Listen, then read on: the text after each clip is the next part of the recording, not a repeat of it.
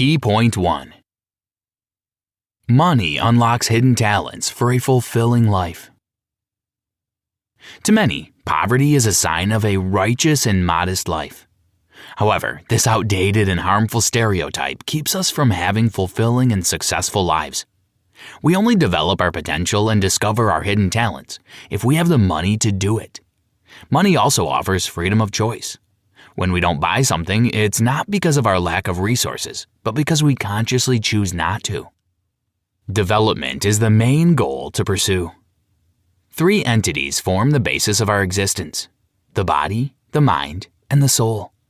But none of these is better than another. They exist in unity and are highly dependent on one another. If we live to elevate one at the expense of the other two, we will only suffer in the end. The soul, the mind, and the body all deserve equal attention and nourishment for us to live in a wholesome way. Hearing the word science, we imagine physics, math, or biology.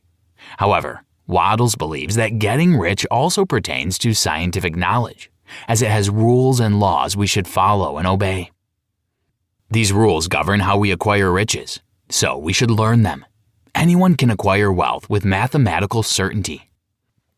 One of the popular misconceptions is that you need to save money by being thrifty to become rich. Nevertheless, life itself abounds with examples of quite the opposite. People working hard to save money usually end up poor, while the rich are great spenders, and it seems that the more they spend, the richer they get. Getting rich is also not due to doing things others fail to do. People in the same line of work can either end up rich or poor, even if they work similarly. Getting rich is not magic or a matter of luck. It is an exact science working by its own laws. At this point, you need to remember that a desire to be rich is entirely normal, and you shouldn't be ashamed of it. What's more, making money is an exact science. Therefore, anyone who masters it becomes rich. Did you know? Your background, environment, or talents don't define your ability to make money. Key point 2. Our thoughts create things from the original living substance. We often blame our inability to get rich on others by thinking they have monopolized wealth and left little for us to acquire. The truth is that some areas of business are indeed hard to get into, but not all. Moreover, there are plenty of other channels to get rich. Objective factors like a particular stage of social evolution, violent conflicts, and overall economic collapse influence our chances to succeed. However, even in challenging times, opportunities abound for those willing to ride the wave of current fashion rather than try to fight it. The original substance is formless, and we make things happen with the power of thought. The original substance moves through space according to feelings and as the embodiment of an idea in its purest form. This formless material will immediately assume the shape it envisions in its mind. The same is true about motion, as thought is what makes this motion happen. All things were, are, and will be created this way. It might sound far-fetched, giving the impression of some unjustified mysticism. Let's consider the thesis mentioned previously in more detail. Our universe is the original substance that took form due to the power of thinking. The thinking subject is each of us. Now, if you think of a car, the vehicle will not materialize in front of you instantly. However, the original substance's creative energy will start working in the direction of bringing that car to you. As you imagine and think about it intentionally, the universe will begin to help you out by letting you earn more money or find the best and most affordable deal. Our thoughts create our reality. Therefore, we first need to imagine and mold it for something to exist. For starters, stop dumping your life responsibility on others and drop the belief that some force somewhere wants to keep you poor and powerless. Your thoughts are compelling, so use them to change your life. Don't be afraid to wish big, but do it gradually to see that your thoughts can bring you riches. Key point 3. Construct a vision of your wishes. Everyone wants to get rich and travel, but wanting is not enough. You must be as specific as possible with the things you wish to happen. Learn to formulate in detail what you want. Picture how it might look, smell, and feel. We sometimes depart from the general idea of what we want regarding making our dreams come true. But unfortunately, many people stop there, not daring to take it any further, often because they don't know how to realize their desires. Wattles suggests that the more elaborate our dream is, the faster it will become a reality. We should be specific, avoiding vagueness by all means. Go over your wants and desires, then create a clear mental picture of them. Constantly remembering that vivid image the same way an archer would keep their eyes on the target is the best way to achieve your goals. But remember, your wish must be specific and vivid. There are 3 motives for which we live. We live for the body. We live for the mind. We live for the soul. Wallace D. Wattles. Allot as much of your free time as possible to build details in your mental picture. The trick is that with time, you'll realize that thinking about something you want takes very little time, energy, and effort. It is stuff you don't care about that absorbs most of your resources. By the way, you could track the things you focus too much on but don't contribute to achieving your goal, and start getting rid of them. You must also work on your relationship with the intelligent substance to receive what you wish.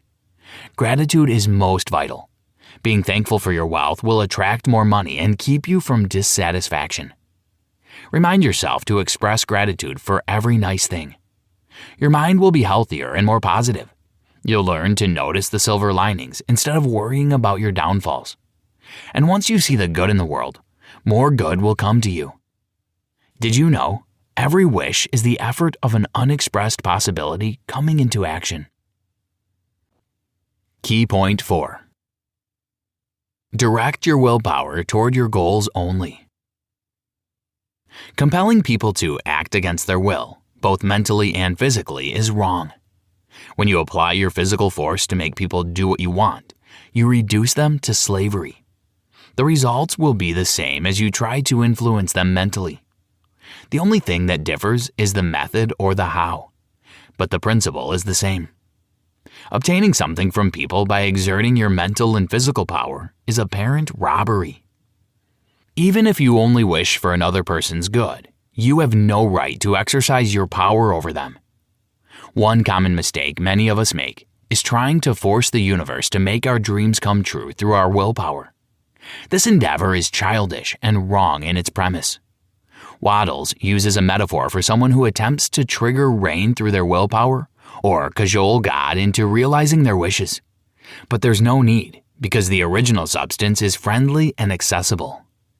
Once you're sure of what you want, you can take the right actions with the help of willpower, which will set the course for you to follow. This is the right and legitimate way to use your will to get what you want. Your will helps you stay on the right track. However, never use your willpower to affect the people or things around you. Always keep your mind where it belongs, within you, where it's most effective. If you think of your desires and act on them regularly, you'll soon gain wealth as you make impressions upon the original substance. You'll not offset or sabotage them with negative beliefs. If you want good things to happen, why wish for the worst? Did you know? Suppose you talk, investigate, or reflect upon the nature of poverty. In that case, your mind will project this picture upon the original substance, and thus you will hardly ever get rich. Never mind the causes. Look for the cure. Key point 5. Directed thinking attracts the things you want. Your thoughts are a force that pushes your creative ability. Having specific thoughts will bring riches to you. But remember actions and development as well. The failure to connect thought with individual effort is the point many of us need to give more attention to. Your wallet will only stay full of money if you put in the effort. Now is the breaking point of the process, unifying thoughts and actions. There are people who, intentionally or not, set the creative forces of the original substance in motion by the persistence of their desires. However, they remain in the same position because they never prepare for their wishes to take proper shape. As you have devised your thoughts, it's time to take action. Now you can act neither in the past nor in the future. The former is already gone, whereas the latter is not here yet. Therefore, they are both non-existent. You can act only in the present because that is the only temporal reality available in the given space. Act now, not casting your thoughts into the future. It's the golden rule. Even if your surroundings are not quite right now, it doesn't mean they will never be. Stay focused on the present. That is where you're strongest. Otherwise, you'll end up much weaker with a divided mind. Once you've sent a creative impulse to the original substance, start acting upon it. You'll never obtain results if you sit back and wait. Now is the only time you have at your disposal, so begin now to prepare for what you want. Staying in the present also means you shouldn't do tomorrow's work today. Overworking yourself won't make you succeed. Acting isn't about finishing as many tasks as possible in a day. It's about putting effort into each one. Every efficient act brings wealth to you. The science of riches is about ensuring productive actions outweigh inefficient ones. Key point 6. To succeed in a business, you need to have the qualities it requires. Whether you want to be a ballroom dancer, a TV host, or run a gardening business, you will need the qualities and faculties required by the specific sphere. We are all aware of that. Similarly, no one lacking education and skills in commerce can acquire wealth. Having a well-developed faculty or equipment required in your particular vocation does not mean you'll get rich. A man's way of doing things is the direct result of the way he thinks about things. Wallace D. Wattles. The distinct qualities, skills, and faculties are only tools. We are the ones that can make these devices work in the right way. A person can make a high-quality piece of furniture using wood, nails, and a saw. Another person will take the same tools and set out to duplicate the item, but their production will be a disaster if they don't know how to use good tools successfully. Your mind is a powerful tool that allows you to pursue actions on your way to becoming wealthy. Having the right tools and using them properly will make success a reality. Choosing the right business is a matter of knowing the field best suited for you. Some of you might find it surprising, but we all can succeed in any business.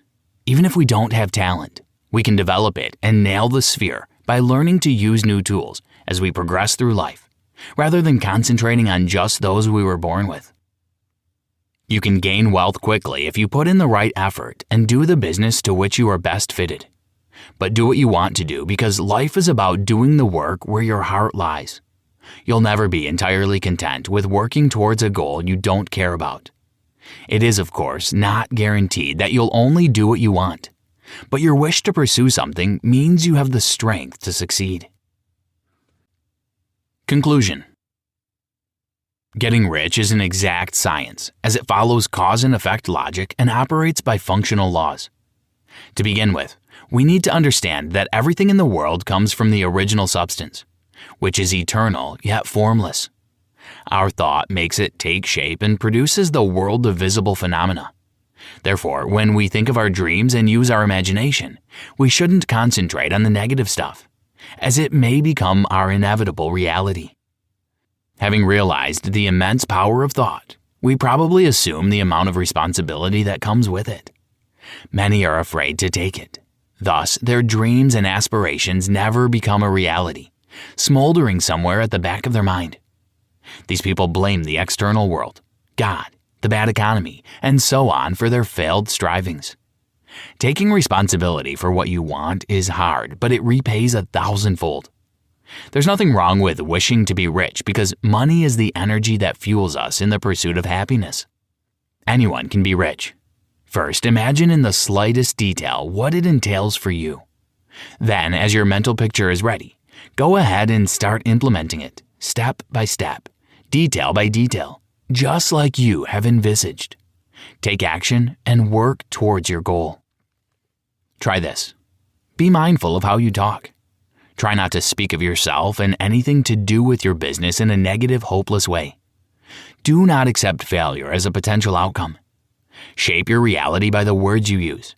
You don't need to embellish, and don't concentrate on the unpleasant and discouraging things.